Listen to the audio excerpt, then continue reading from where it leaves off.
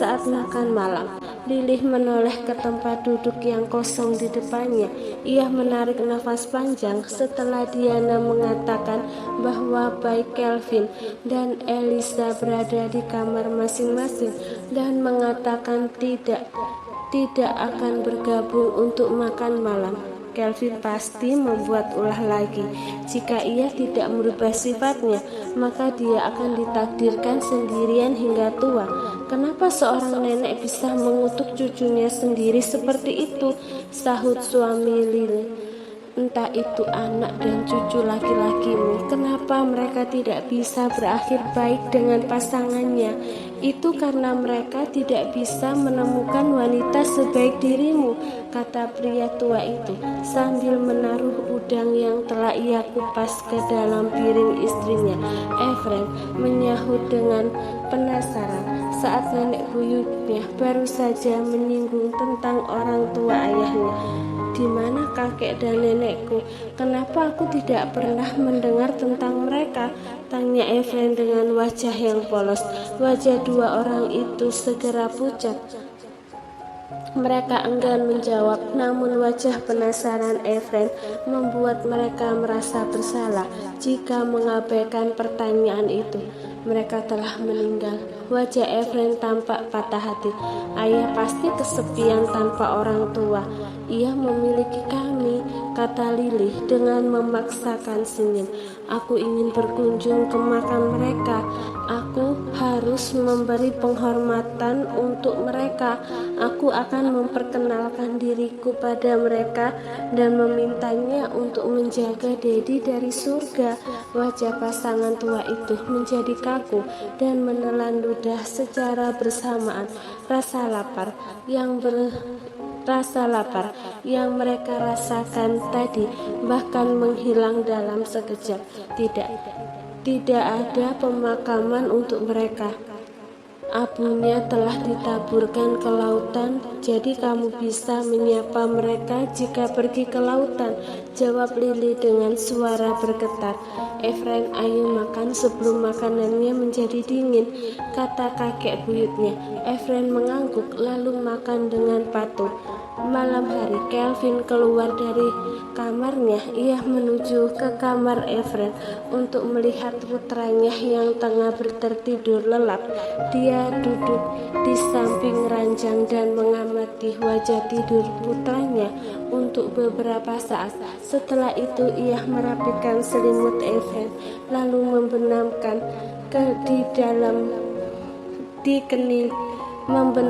ciuman di dalam kening putranya. Kelvin lalu berjalan ke kamar Elisa. Ia mengetuk pintunya 3 kali. Elisa, bisakah kamu membuka pintunya? Wanita yang belum tertidur itu terjingkat begitu mendengar suara Kelvin. Dia menjadi gugup dan ketakutan saat mengingat adegan terakhir kali di dalam mobil. Elisa enggan untuk membuka pintunya dan memilih untuk pura-pura tidur. Kelvin berada di depan pintu hingga 5 menit. Aku tahu kamu belum tidur. Aku akan meninggalkan salep memar di depan pintu kamarmu. Jangan lupa mengolesinya telapak tanganmu yang memar sebelum tidur, kata Kelvin sambil menaruh salep di depan pintu Elisa, lalu melangkah kembali ke kamarnya. Elisa menatap telapak tangannya yang masih memiliki memar berwarna merah. Semula ia pikir Kelvin tak menyadari bahwa cengkraman tangannya telah menyakiti Elisa. Wanita itu lalu membuka pintu setelah mendengar suara langkah kaki telah menjauh dari pintunya. Dia mengambil salep yang juga terdapat catatan kecil di atasnya. Maaf telah membuatmu terluka dan menakutimu tadi. Elisa menatap tulisan itu untuk waktu yang lama. Setelah membacanya ia berniat untuk membuangnya, namun mengurungkan niat itu. Tidak, aku tak boleh membuangnya. Aku harus menyimpannya. Ini mungkin pertama kali dan terakhir pria angkuh seperti dia meminta maaf, kata Elisa sambil menyelipkan tulisan tangan yang indah dan rapi itu ke dalam blendernya. Kelvin akan menuju ke ruang kerja ketika ia mendapatkan panggilan telepon dari Michael. Begitu panggilan berakhir, Kelvin segera berganti baju dan pergi. Elisa sempat melihat dari balkonnya mobil Kelvin yang tengah meninggalkan rumah. Ia menatap jam yang menunjukkan pukul 10 malam. Kemana ia akan pergi? Lupakan, bukan urusanku kemana ia pergi. 15 menit kemudian, Kelvin telah sampai di klub malam. Saat ia masuk ke ruang pribadi, di dalam telah ada 3 temannya, Kenan, Michael, dan Sahari. Aku sudah menghubungi ponselmu sejak tadi. Kenapa kamu menjawabnya begitu terlambat? Tanya Michael. Hei, dia seorang ayah sekarang. Mungkin ia sibuk menidurkan anaknya, atau bahkan ibu dari anaknya, saut Kenan sambil tertawa. Sahari menaruh gelas dengan keras di atas meja yang membuat 2 temannya berjingkat. Kenan sampai mengerut saat melihat Harry. Tanganku terpeleset, terang Sahari. Kelvin menaikkan sudut bibirnya. Hanya dia yang tahu bahwa Sahari melakukan itu karena tidak suka pada hal terakhir yang telah Kenan katakan tadi. Efren menjadi manja, dan ia baru akan tidur jika kedua orang tuanya tidur di sebelahnya. Aku baru saja bisa menyelinap pergi, kata Kelvin dengan sengaja memicu Harry. Aku tidak menyangka kamu akan menjadi seorang family man dengan kepribadianmu yang dingin. Wajah Sahari semakin gelap mendengar hal itu. Meski begitu, ia berusaha untuk mengalihkan rasa kesalnya dengan menatap layar ponselnya sambil mengirim pesan pada Elisa. Apa yang sedang kamu lakukan? Apakah Efren sudah tidur? Elisa yang masih terjaga menjawab tak lama kemudian. Aku tidak tahu pasti apakah ia sudah tidur karena kami tidak sekamar, tapi biasanya ia sudah tidur pada jam seperti ini. Sekarang aku juga akan mulai tidur. Wajah Sahari yang semula ditekuk karena kesal kini kembali mengendur, dan ada seutas senyum tipis terbentuk di sudut bibirnya. Dia berbicara tentang tidur bertiga. Omong kosong, batin Sahari sambil mengulas senyum ejekan pada kebohongan Kelvin. Selamat tidur dan mimpi indah. Oke, selamat tidur juga, balas Elisa. Dengan siapa kamu berkirim pesan? Kenapa aku melihat kamu tersenyum? Tanya Michael. Seseorang baru saja akan tidur, jadi dia mengucapkan selamat malam padaku, kata Sahari sambil menatap Kelvin dengan tatapan ambigu. Siapa? Apakah kamu berkencan sekarang? Kenan dan Michael menatap ke Sahari dengan penuh penasaran. Tidak, kami belum berkencan. Michael dan Kenan menarik nafas panjang mendengar hal itu. Kupikir kamu akhirnya akan melepas masa lajang. Kelvin sudah duduk di sofa dengan kaki tersilang. Ia meminum vodka di gelas dengan sekali teguk. Mereka berempat melanjutkan reuni kecil setelah sekian lama tidak berkumpul. Namun yang paling berisik selalu Kenan dan Michael. Sebenarnya itu sudah sering terjadi, namun kali ini kedua pria itu merasakan ada yang aneh antara Sahari dan Kelvin. Mereka tidak berinteraksi satu sama lain, dan aura keduanya tampak begitu bermusuhan. Aku tahu kalian berdua pendiam, tapi kenapa aku merasa agak berbeda saja malam ini? Seperti apa perbedaan yang kamu maksud? Tanya Harry. Kalian tampak sangat tampak sangat jauh satu sama lain. Kamu terlalu banyak berpikir, sahut Kelvin. Harry tiba-tiba mengajukan pertanyaan untuk 2 sahabatnya. Kalian tahu, aku dan Kelvin tidak pernah dekat dengan wanita karena alasan masing-masing. Dan kalian juga tahu, selama ini aku mencari seorang wanita yang pernah menjadi penolongku. Kenan dan Michael mengangguk. Itu wanita yang menyelamatkanmu saat kecelakaan, bukan? Tentu saja kamu masih mengingatnya, karena dia adalah cinta pertama yang selama ini selalu kamu cari. Ya, sebenarnya aku sudah berhasil menemukannya. Aku juga tinggal selama 3 tahun di luar negeri untuk mendekatinya. Wajah Kenan Kenan dan Michael semakin bersemangat sementara Kelvin tatapannya berubah menjadi gelap. Pria itu mencengkeram gelas di tangannya hingga buku-buku jarinya memutih. Ia tahu Harry sedang berbicara tentang Elisa. Jika suatu hari aku dan Kelvin bersinggungan dan menyukai wanita yang sama, menurut kalian siapa yang seharusnya mundur? Lalu jika kami memutuskan bersaing, kalian akan berada di pihak siapa? Kini wajah antusias Kenan dan Michael memudar menjadi ekspresi terkejut. Apa yang kamu katakan?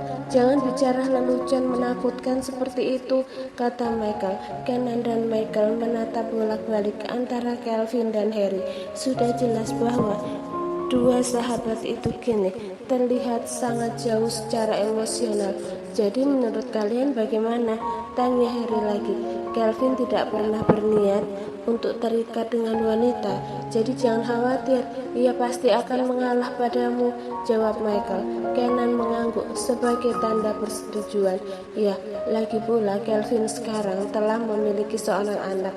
Ia bahkan tidak berniat untuk menikahi ibu anaknya sendiri. Jadi dia tidak akan mensia-siakan waktunya untuk bersaing dengan wanitamu. Sebenarnya Michael dan Kenan masih belum mengerti bahwa yang dimaksud Harry adalah Elisa. Mereka masih menduga bahwa wanita dalam cerita ini hanyalah fiktif dan sehari hanya melemparkan pertanyaan acak. Brak, Kelvin membanting gelasnya ke meja. Siapa bilang aku tidak akan bersaing? Aku akan mempertahankan apa yang seharusnya menjadi milikku.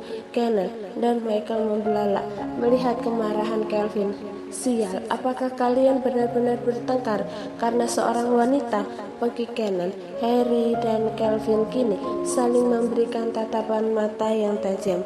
Ini adalah krisis terbesar dalam hampir 20 tahun persahabatan mereka. Elisa adalah gadis yang telah lama aku cari. Kamu pasti tahu betul betapa berartinya wanita muda yang telah menyelamatkanku saat kecelakaan itu terjadi. Kelvin, aku sudah mencarinya dan menemukannya lebih dulu. Kelvin menyeringai. Dia adalah ibu dari anakku. Kenapa aku harus menyerahkannya padamu? Aku tidak keberatan kamu mengambil Efren. Biarkan Elisa memiliki akses untuk menemuinya. Setelah itu aku dan Elisa akan memiliki keluarga, kamu sendiri dan kita akan tetap menjadi teman. Hati Kelvin seperti ditikam mendengar perkataan Harry, membayangkan Elisa akan memiliki kehidupan bahagia dengan pria lain sudah menyesakkan dadanya hingga ia melonggarkan dasinya dengan kesal. Aku tidak akan membiarkan Efren mengalami nasib sama denganku. Tiga sahabat itu tahu bahwa Kelvin telah kehilangan ibunya, jadi mereka tahu bahwa pria ini bersikeras untuk mempertahankan Elisa agar Efren tidak merasakan kesakitan yang sama seperti dirinya. Harry mengepalkan tinjunya. Lalu apa yang akan kamu berikan pada Elisa untuk tetap bertahan di sisimu? Kamu tidak akan menikahinya, bukan? Legalitas hanyalah sebuah kertas. Aku tidak suka menggantungkan hubungan pada sebuah kertas. Saat ini pintu ruangan pribadi dibuka ketika seorang pelayan masuk. Semua orang terdiam, bukan karena kehadiran pelayan, tapi Elisa yang telah berdiri diam di depan pintu. Wajah Kelvin menjadi pucat. Ia yakin Elisa telah mendengarkan apa yang baru saja ia katakan. Ia menatap Harry dengan curiga. Kamu yang memanggilnya? Itu aku, sahut Kenan. Aku melihatmu minum vodka, jadi kamu pasti membutuhkan sopir untuk pulang. Dan aku juga sengaja memanggilnya karena ingin memperkenalkan Elisa pada Harry. Maaf, tapi tadi aku belum mengetahui masalah kalian. Kenan merasa sangat bersalah. Ia menatap Elisa dengan wajah penuh penyesalan. Aku minta maaf. Elisa menaikkan sudut bibirnya. Merasa bersalah untuk apa? Karena aku mendengarnya, tanya Elisa santai seolah ia bukan wanita yang baru saja dibicarakan. Meski jauh di dalam hatinya, ia merasa tidak nyaman untuk alasan yang tidak ia ketahui, namun dia bisa menenangkan dirinya. Lagi pula, ia telah melewati banyak hal untuk melahirkan Efren. Dia pernah dipatahkan jauh sebelum ini. Ia bahkan meyakini bahwa hatinya sudah mati untuk merasakan cinta lagi. Kamu tidak perlu merasa bersalah. Aku juga tidak peduli dengan selembar surat pernikahan karena aku memang tidak berminat untuk menikah dengannya. Wajah Kelvin gelap, namun Harry justru mengulas senyum. Aku lihat kamu tidak begitu mabuk, jadi aku yakin kamu masih bisa mengendarai mobilmu sendiri, kata Elisa sebelum berbalik pergi. Berhenti di sana, pergi Kelvin. Elisa mengabaikannya dan berjalan secepat yang ia bisa. Pria yang baru saja ia singgung memiliki kemarahan yang tidak terduga. Baru tadi siang ia telah merobek bajunya. Elisa tidak bisa membayangkan apa yang akan terjadi padanya setelah ini. Jadi dia berjalan begitu cepat. Saat Kelvin berusaha untuk mengejarnya, ia ditahan oleh Zachary. Biarkan dia pergi. Memaksakan seorang untuk tinggal tidak akan berhasil. Kamu hanya akan membuatnya tertekan. Siksaan mental akan membuat ia menjadi mayat hidup. Aku tidak membiarkan dia menjadi gila sepertimu. Kenan dan Michael tercengang, mata mereka melebar dan ketakutan merayapi punggung mereka. Jelas apa yang telah dikatakan Zachary adalah provokasi yang telah menekan titik paling berbahaya dalam diri Kelvin. Kelvin mengarahkan pukulan keras pada wajah Harry. Seketika ada luka sobek di sudut bibirnya. Harry segera membalas pukulan ke wajah Kelvin, namun pria itu bisa menghindar. Pada pukulan pertama, kaki panjang Harry kemudian menendang perut Kelvin, membuatnya terhuyung mundur. Seketika dua pria itu terlibat perkelahian yang sengit. Kenan dan Michael tak bisa lagi hanya berdiri diam. Mereka masing-masing menahan Kelvin dan Harry. Sudah cukup, ingat, kalian berteman sejak kecil. Dia hanya wanita yang baru datang beberapa saat di kehidupan kalian. Bagi Michael, dua pria yang baru saja bergulat kini menatap Michael dengan tatapan tajam, seolah pria ini adalah samsak tinju mereka berikutnya. Dia wanita yang telah menyelamatkan nyawaku. Dia adalah ibu dari anakku. Dua pria tadi memberikan satu kalimat untuk menjelaskan bahwa bagi mereka Elisa adalah wanita yang penting.